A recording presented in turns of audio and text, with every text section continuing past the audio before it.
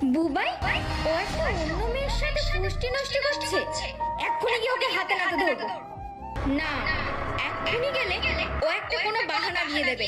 ওকে আমি হাতে নাতেই ধরবো।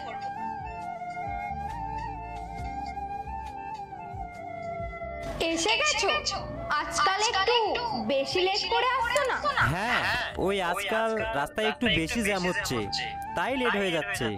জ্যামে লেট হয়ে গেছে নাকি তোমার প্রেমিকের সাথে দেখা করতে গিয়ে তোমার লেট হয়ে গেছে? এসব কি ফালতু কথা বলতেছো কোয়েল? আমি ফালতু কথা বলছি? আমি নিজের চোখে দেখেছি তুমি তোমার প্রেমিককে কিভাবে জড়িয়ে ধরেছিলে। কোয়েল, তুমি যেমনটা ভাবছো আসলে তেমনটা কিছু না।